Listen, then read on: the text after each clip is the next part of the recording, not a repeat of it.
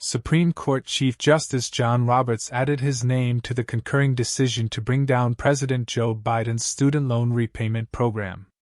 But among the things that were ignored in their decision was a small word that the justices unilaterally decided wasn't in the law because it could make their decision invalid.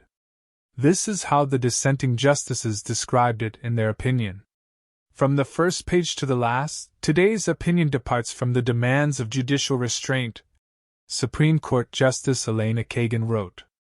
The author of today's opinion once wrote that a 1970s-era standing decision became emblematic of how utterly manipulable this court's standing law is if not taken seriously as a matter of judicial self-restraint.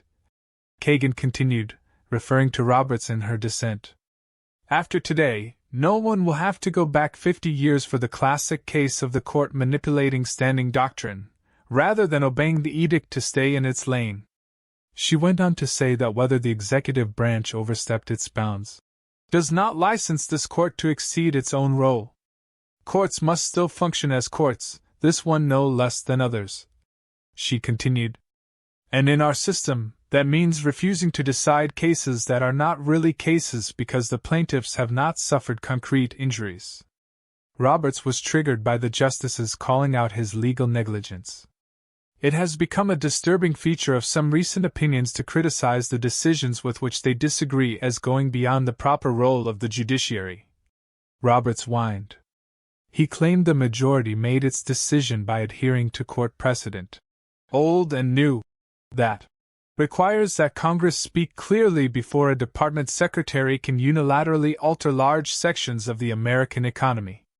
MSNBC host Mehdi Hasan asked former conservative Jennifer Rubin, "What do you make of the sheer arrogance, hubris, temerity of Chief Justice John Roberts suggesting that the three liberal justices have been mean to the conservatives in their dissent and misleading the public on the proper role of the court?"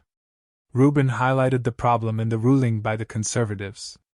It is worth pointing out, in interpreting a statute using a completely made-up new gimmick called the Major Questions Doctrine, that when he read the statute, he ignored the word waive, began Rubin.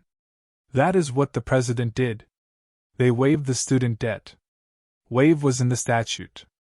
Waive was not a word that Chief Justice Roberts liked, so waive didn't come up in his opinion. That is how dishonest it is. And sure, he is thin-skinned.